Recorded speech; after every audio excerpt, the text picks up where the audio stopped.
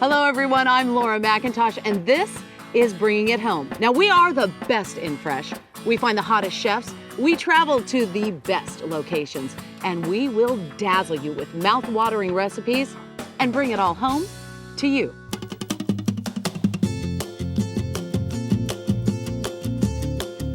That's bigger than my head.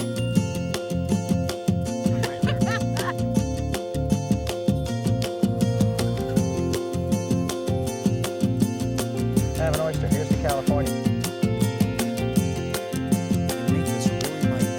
Don't scare me.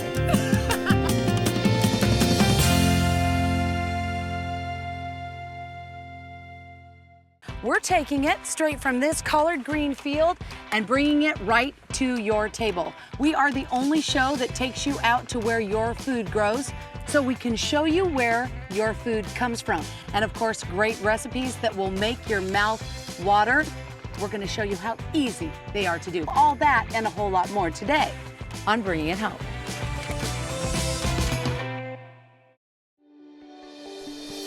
Lexus is proud to support Bringing It Home's message of sustainability and freshness. We encourage you to know the people behind your food and to enjoy your pursuit of perfection. In-season freshness is the key ingredient to making every meal taste the best. So here's a look at what's fresh around the country. No matter where you live in the country, whether it's the East, the West, the South, or Middle America, here are my top 3 picks for what's fresh in each of those areas during all 4 seasons. Here's what's fresh during the harvest in the East: grapes, pears, and pumpkins. Look out for heirloom tomatoes, artichokes, and raisins in the West. Southern comfort food, make only with the freshest ingredients like apples, corn, and kale. For you Midwesterners, eggplant, onions, and shelling beans are coming in fresh right now. So now you know, creating easy and delicious meals is a snap.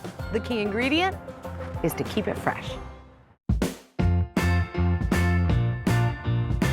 All right, you guys, it's time to dish it up, and I want to introduce you to our chef today, Dean Dupree. Dean, thanks for joining me today. Hey, thanks for having me. I'm so glad you made it out here. We're talking collard greens and warm comfort food, and guess what? We thought, Dean, Southern comfort food, you got to do it. So how did you learn to be the, to cook this in the Southern style?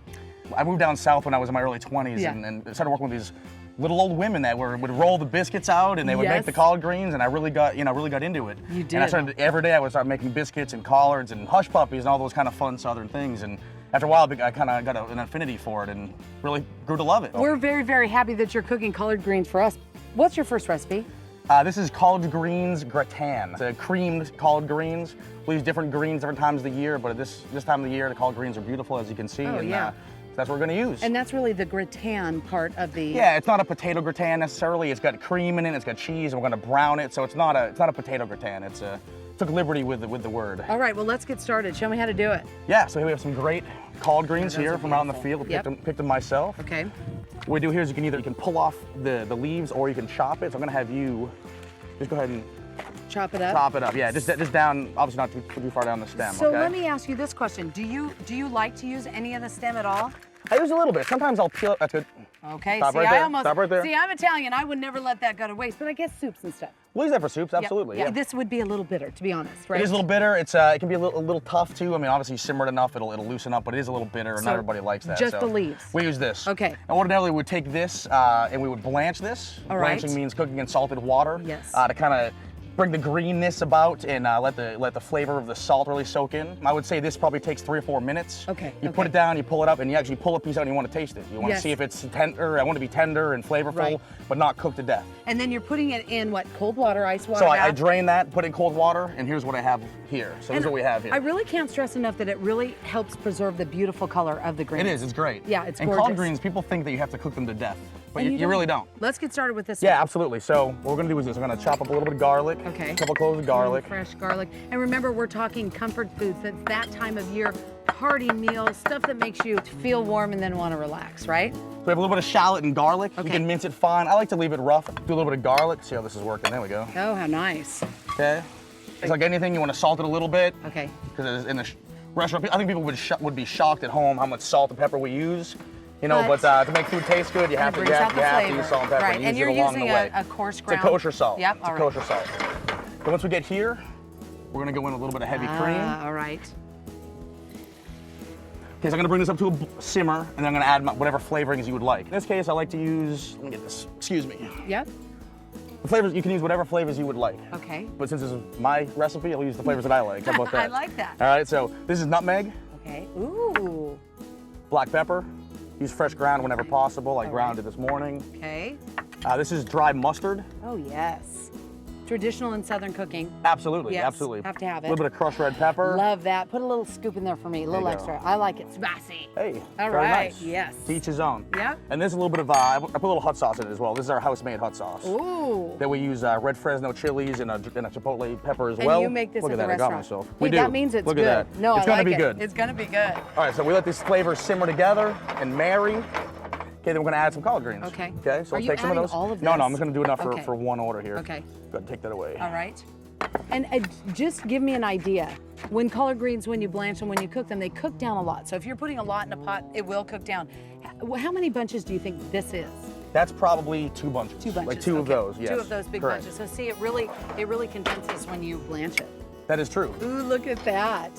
All right, so we bring this all together like this. Let the flavors marry. We're gonna obviously check seasoning, make sure it tastes delicious. How does it look from the eye? It looks great. I'm gonna add a little bit of cream, a little more cream. Okay. It looks like it's a little drier than I'd like it to be. Okay. Okay. You wanna grab this skillet? Oh, no. I'm gonna grab this. Oh, So this here's is a little, the gratin. Yeah, this is the gratin. So we're gonna put a Okay. little bit of Parmesan cheese in the middle. Okay. And again, you can use whatever cheese you'd like. Great. It could be fontina cheese, it could be blue cheese, it could be Asiago Asiago cheese, it could be whatever you like. Okay. And I got to tell you, Dean, so far this is quick and easy. This took no time. Absolutely. We use Yeah. different greens. We'll use mustard greens certain parts of the years, and we'll use turnip greens. Oh, we'll use right. whatever. You could use spinach. I almost might use this for Thanksgiving. This works. It's a great I recipe. mean, why not? Are you going to put it in here? I am. So let's try. Let's see if we can make it in there. Okay. So See now, how much do mess I you can serve make it like here. this at the restaurant in this little? We do. Oh, that's darling. Okay, so we take that. We put a little bit of Parmesan cheese on top, like that, and then we put it in the broiler. How long will it finish off in the broiler? 3 minutes. All right, So there we're gonna you put it in go. right now. A quick and easy recipe with collard greens from Dean Dupree. Now, we have a few more to go. You think that was easy and fun? We're gonna show you what it looks like and come back and keep cooking it up.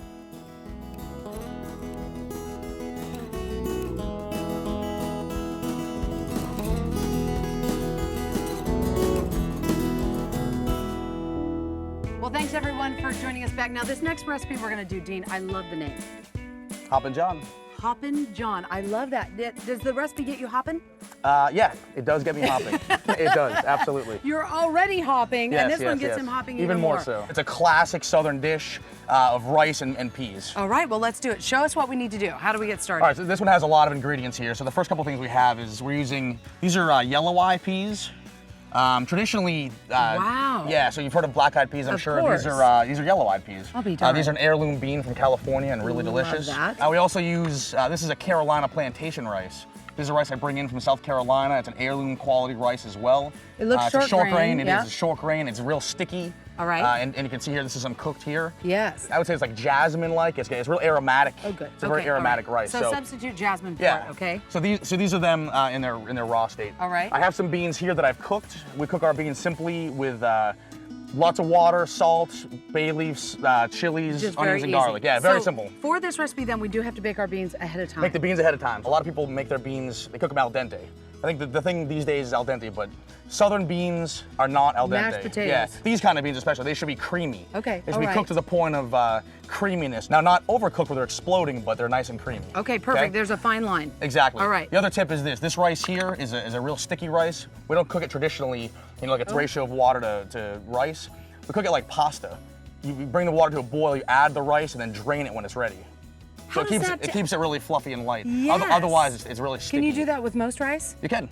Oh, I like that, actually. I Yeah, like that absolutely. a lot. Yeah, Okay. it's actually a great technique. So All right. people look at me like I'm crazy when I do it, but, No, but it I works like that, great. and I'm going to try that at home. All right, so we're gonna start off with some olive oil. All right. We used enough butter and cream in the last recipe, I suppose. Yes, so. we did. But you know what? Butter is flavor. You and I both know Yes, that. yes, so, it is. Yeah. Let's slice a little bit of this onion up. I mean, the garlic. Garlic. Am I cutting it for you? Just slice it up real quick. How many? 2? One's fine, actually. Real quick. All Yeah. the chefs always say real quick. Well, all Real of us quick. at home Did they don't say do that? it real quick. Excuse me, pardon my reach. No. What else did you add in there? Okay, this is celery and onion. Okay. We're gonna cook this quickly. Again, we wanna add a little bit of salt and pepper at the beginning because we want it to taste yummy. You want the garlic in there? Yeah, hit me. How Okay. about that? Oh, Nice. one left. Great. I like salt. Throw it over your That's shoulder. right. We got a little bit of, all Ooh. things in the South are spicy, sweet, salty, things like that. So love we got that red Fresno chilies. Ooh, nice. We're gonna sweat those down like that. And then from there, in goes the rice. That's it. Nice That's and it. easy. Okay. Rice goes in. Now, just like we did here and you saw Dean do, make your rice ahead of time. It's cool. You probably Right. want to add it cool anyway, And that's how right? at the restaurant we would do it is, I mean, if I was at home, I might do it in one pot. I'd cook the rice and beans together. But in this case, this works out really well. Yeah, you can do no. it ahead of time. You can plan for it a lot better. Or so. if you have leftover rice. Right, exactly. Use Which actually that. works out really well Yes. as well. Kind of like fried rice. Now, once that's all coming together, Oh, now what are we we're doing? gonna add in the peas here. Okay, so I'm gonna tell you, and you know, a lot of folks at home, Dean asked for a slotted spoon today. And the reason being, now I know why, because you don't want really any of the Right, I like liquid. to keep it fairly dry. I'm gonna add a little bit of liquid to it. Okay. And you just bring it together. You know, all cultures kind of have a rice and bean dish, you know what I mean? And Yes. Cuba and all different parts of the countries, Sure. they all have a rice and bean dish. In the South, it's Hop and John. It could be red beans and It's rice in Hop and John. Louisiana, but it's Hop and John I in a lot of like other parts. that, So yeah. that comes together. We'll check seasoning on that, and then we're gonna put a little bit of fresh chives in there, and away we go. Don't tell me That's that's it. You know what? We're gonna back up a bit. Okay, I got ahead of myself. that's all right. We're gonna put this on real quick. How could I forget the pork? How could you let me forget the pork? How could I? I was gonna can't ask you believe about that. this. I thought you were just gonna let me take that home. No, we're gonna add that in. Okay. The beauty of recipes like this is you can add these things at any time and have it not be a huge deal. Well, I think that you So- can even make that ahead of time and then do your pork the next day. I think so too. Okay, all right. So here we have 2 different porks. All right. This is a cured pork jowl that we use at the restaurant. We cure it and smoke it. It's a Berkshire pork jowl. Okay, now for us at home, what are we gonna do? Ham. Get some ham hock. Okay. Get some okay. ham hock, something All right. like that. Yeah. Yeah, and just cook it up. Yeah. Render it down a Can I little use bit. bacon? You can use bacon. Actually, that's what I have here. I have bacon and hog jowl because all good things should have pork in it, right? Absolutely. So let's imagine that this is all crisped up nice. Right. And then at that point, add in all the other ingredients, bring it together, and then it would be done. All right, so could you do this and add it to that? Yeah, that's what I'm gonna do right now. Just watching him cook it, my mouth is watering right now. We're gonna go check in with the farmer. We'll be right back.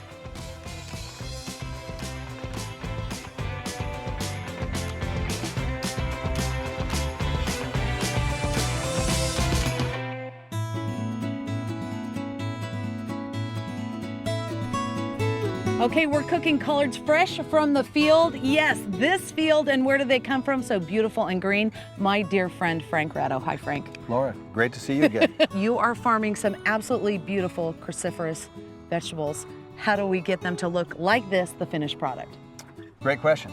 It didn't start this way, Right. and this is ready for market. But to get to this stage, we had to prep the soil. Okay. We had to disc and rip the soil, break it up, get the water to go down, and also for those big clods of dirt to break down so we get to the roots of the plant. Then we come back and we use a big lister machine, which breaks up the clods from the disking. Then we go to a little liston that actually breaks it a little bit more and makes it a fine powder. You started with a horse and buggy, and now you're talking about big Liston tractors. What's the difference? Today, technology from every aspect of life has come back to the farm. And we use technology, and specifically laser, to actually make our fields nice and level so we get great draw for the water for irrigation. Right. And so we can have nice plantings for better yields. So now that we've worked the soil and we've made the beds for planting, Right. we go to the next step. And we have 2 ways we can do it. We can either do direct seeding or we can use transplants. And it just depends on the time of the year and maybe the crop, which ones we choose. So now that you've transplanted or seeded the plants, what's the next step? Well, at this point, fertilization and irrigation is critical. Okay. Right, and we have to put the right amount of both into the crops so we can start the process of growing. And that's the cultivating part of it. Cultivate, We want to go back in a week later after we've irrigated. Right. Go back and cultivate maybe some of the weeds and that have come up that we can get rid of from the sides of the bed and give that plant a great healthy start so it's strong and ready to harvest in about 45 days. You have to farm around you. You have encroachment from houses and property. So when you say watering, you're not only watering the fields, you have to water all the areas around it to make sure dust doesn't fly up. We have to be a good neighbor, right? And no longer are we in the outer hinterlands of agriculture. We are now encroached by homes and roadways. So we have to be good neighbors. So then it gets to this stage in about how many days when you plant? 45 days later, Okay. during the summer months, we have a beautiful crop of collard. So what is really crazy too is for those of you that don't know the Central Valley, it can get upwards into, I would say 104. What makes this microclimate so special for cruciferous vegetables? Because you don't find this here. We're blessed. The water in this area is incredible, and we have 3 rivers that surround this particular growing area that we have. So we get the water from these rivers, but we also, as a crow flies, 20 minutes from the delta. So we get those nice evening breezes Right. that come in, and plants love to grow in the evening. So you're going 24/7. We are. And it looks beautiful. Take a bite. Thanks for letting us be out here and cook in your field. Thank you for I'm coming. gonna eat it nice and fresh. Can I really eat it? Absolutely. Just yeah. go for it. We just picked it out of the field too. Very sweet. Isn't that nice? Oh, I love that. Oh my God, Crispy. you could eat it just like this. It could be great in a salad. All right, everyone. Well, thanks for joining us back. Now we have a few more steps we need to finish off Yes. with our bean dish. Yes, yes. We're gonna add in the crispy pork. Oh my God, that looks so great. I got it all. What the heck? Why right? not? Why not? I mean, really. Okay. Oh, look at that. Okay, bring that together, and then just slide these in. Some chives. You can put parsley in. You can put sage. Whatever you like. Whatever you like. We've got some beautiful herbs this time of year, so whatever you've got in your house, use it. And there it is, Hoppin' John, a classic, quintessential, in Ooh, fact, southern Southern food. dish. That's right. I feel very Southern just That's saying it. it. Well, you should. I love it. All right. Okay. Very simple and easy. The recipe's on our website. Now this one. I'm excited for you to do this one. You and me both. All right. Tell me how we do it. All right, so we're gonna do pork confit. All right. All right, because if that wasn't enough pork, we're gonna really. What do you think is the common theme here? Yes, Pork. yes. All right. Well, it is a southern restaurant, It and is, and it's hearty absolutely. food today, so why not? This is as hearty as it gets. That's right. Pork confit. Confit. You've heard of duck confit, I'm sure. Right. Confit a lot of times is when it comes to desserts, it's cooking in sugar. It's a preservative. When it comes to meats, it's cooking usually in fat. Okay. Some kind of fat. Sometimes it's duck fat. It could be olive oil. It could be pork fat. So here, this is pork. This is pork shoulder. Okay. Okay. So the reason I chose to do pork confit for you today was that I think people at home are scared of that sort of thing. They are. To make it. It seems like a. Right. But And in kind of reality, what it's the- really, really easy. It's an easy thing to make. And you can make it and leave it in the refrigerator for weeks. See, Because I it's think that- a preserved thing. You can make it and it can be a snack for a long time, which is why I think it's a fun thing. You make it, put it in the fridge. It's a misunderstood recipe. People It don't is. really know what it is. People are scared of it. People think because that it is sitting in fat, but it doesn't absorb the fat. It just keeps it from keeps the liquids and Preserves things from coming out. Yeah. And it preserves it. Yeah. All right, so we're gonna cut this into a few pieces here. Okay. Okay. Like 1 inch square, I would say. This is the pork shoulder. I wouldn't use loin or anything like that. You need that fat. You want the need fat. that- You okay. want the fat to keep it nice and moist. All right. You season it however you want to season it. In this case, the one I did here was I just went salt and pepper. Southern Cloves, tradition would be what? Just this, It's really? onions, garlic, chilies, that sort of thing. Okay. Yeah, absolutely. But sometimes I'll change it up. But in this case, it's salt and pepper. All right. We take that and we put it in a pan. Okay. Like this. I'll put in some whole garlic cloves. I'm gonna put in some onion. And really, garlic also what? is very. I'm gonna wipe it because we just Yeah, yeah. did meat. So Yes, yes, I'm yes. gonna be It's very gonna follow the rules, sanitary. that's great. Follow the rules. How about that? And you should do this in your kitchen, by the way, you guys. really Whenever you're should. doing meat. All right. Makes perfect sense. So we're gonna put a little onion in here as well. Okay. Okay, this can be just, we're gonna take it out later, so it could be roughly chopped. And again, you're using a lot of pork fat. What I'm finding also is a lot of onion in Southern cooking. A lot of onion, a lot of garlic, a lot of chili. Yeah, Yeah. there's a lot of, it's a real strongly flavored cuisine, I would say. It's real flavorful, nothing necessarily subtle about it. So, Right. so we have that there. I'm gonna put a chili in as well. 'Cause And again, I want to re-emphasize that you can put anything you want in here. Okay. It can be any seasonings you would like, anything you want to put What's in. in season for this time of year? Use. Yeah, whatever you want to use for Okay, that. all right. Absolutely. So I have that. I have the vegetables here. I have some, this is actually pork fat. This is lard. Which, okay, so I know everybody went, oh my God, it's lard. But here's the thing. Lard was used so long ago in everything. It's coming back. People are using it more than It's sort of in vogue right now. It really totally is. in vogue, but it's because your body knows how to break it down. It's not pre-manufactured, it's natural. That's right. So That's what am right. I doing with this? We're gonna go in the oven. So you can see Okay. that it's covered. I wanna make sure everything's covered so that there's no air touching the pork itself. Okay. It is covered, that can go in. And is the oven on? How long does it go in? It's on 250, you wanna cook it really slow and for a long time. No Slow set and rule. slow, that's Exactly. So it's about 3 hours or so. Wow. But I don't like to do any rule like that. Like before I said, I do it till it's done. Okay. So around 3 hours, but I'll check it at maybe 2. I'll pull it out. I'll touch a piece. I'll see if Okay. it's done. I'll see if it's shredding. And when it's done, I pull it out. And that's the key. If it's shredding, it's done. Yeah, when it's shredding, but not to the point of falling apart like crazy. You want it to be unctuous and still, and stay moist. Okay, Yeah. all right. Now show us the next step. This is the finished product. This is I made this a few days ago. Okay. This is actually even better after it sits. It's one of those things that after a week it's even better. It's like a Gets better pickle. You after make it after a week or two, it actually tastes better. And all we're gonna do is we're gonna crisp up the pork. That's all we're gonna do. Got a hot pan here. I do have to tell you, when I saw all of that on the top, I went, oh. But And I'll I actually didn't flake. You can see how it's flaking really easily. Yeah, and I didn't realize you were going to take it out of there. You're not pouring that all in the pan. No, and then I'll drain it also as well. So, and what the key is, I'll let it just sit and not move it for a while. I'll let it get nice and crunchy.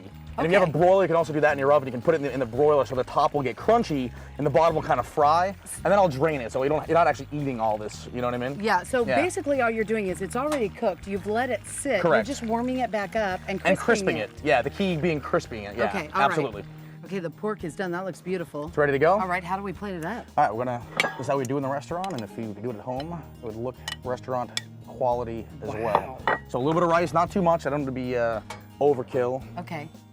I'll put a little bit of the And this is kind of what I like. I have to share this with you. We could do the rice and beans, the Hop and John, yes. and whatever we have left over, we could use for this pork dish that we've cured 2 days ago when we started the rice mixture. I mean, really. That is true. You can have this all week long. And That's it can the be beauty of Southern different. food as well, is that we reuse things, we turn it into something else, we use it many, many times. So, Look at how nice so that that's looks. nice and crispy and delicious. Oh, and there's more. We would serve that. That's how we'd serve in the restaurant, Look. something like that.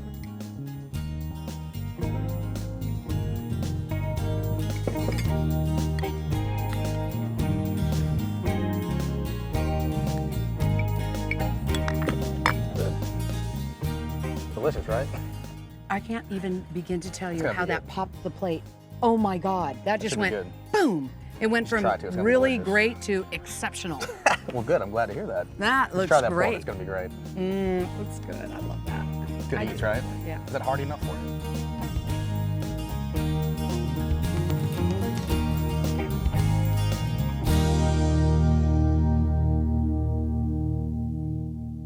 Well, thanks everyone for joining me back here. Now, this is it. Take a look at hearty meals at its best, courtesy of Dean Dupree. You saw how to do it here. Simple and easy. You can do it at home. Until next week, everyone, you know what to do. Keep it nice and fresh. So long.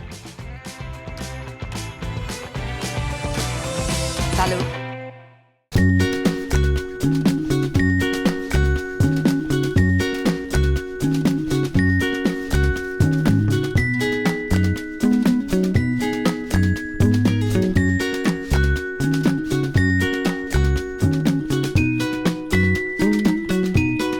Hi guys, Laura here, online answering your Chow Chow question. And here it is, how to make it simple and easy.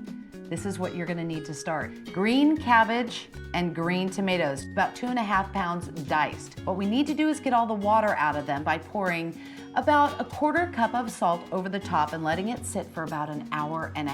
This is the base of our Chow Chow.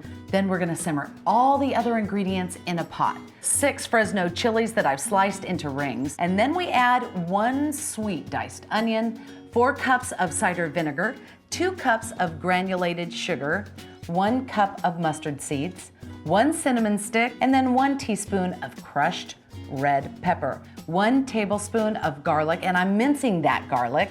And then we're adding all of that together in the pot and we're letting it cook for about 20 to 25 minutes. Then we're gonna fold in prepared mustard. And last but not least, those beautiful green onions, about 1 cup of them, seasoned with salt and pepper to taste. There you have it. Think of it as a relish and use it on any of your favorite dishes. In-season freshness is the key ingredient to making every meal taste the best. So here's a look at what's fresh around the country. No matter where you live in the country, whether it's the East, the West, the South, or Middle America, here are my top 3 picks for what's fresh in each of those areas during all 4 seasons. Here's what's fresh during the harvest in the East: grapes, pears, and pumpkins. Look out for heirloom tomatoes, artichokes, and raisins in the West. Southern comfort food, make only with the freshest ingredients like apples, corn, and kale. For you Midwesterners, eggplant, onions, and shelling beans are coming in fresh right now. So now you know, creating easy and delicious meals is a snap. The key ingredient is to keep it fresh. Next time on Bringing It Home, we're springing forward in this show all about cherries. Good friend of mine and fantastic chef Patrick Mulvaney joins me in the field to bring you fresh ideas and simple recipes that you can do at home. So it really is a misnomer that folks say, oh my gosh, anything deep fried is terrible for you. No, everything deep fried tastes good. Well, that's true. That's for sure. Lexus is proud to support Bringing It Home's message of sustainability and freshness. We encourage you to know the people behind your food and to enjoy your pursuit of perfection. So this is how we at Bringing It Home cure the leather of our boots. This is this is what you want. This is perfect mud to make them shine. You like that? I can't even dust those off. Whoop, that's where we're getting wet. Looking for simple ways to keep it fresh at home? I've made it easy with my new cookbook, Laura McIntosh from the Field. You will discover delicious recipes selected from some of the world's finest chefs. You can also order DVDs of the show you've just seen, just for you, nice and fresh.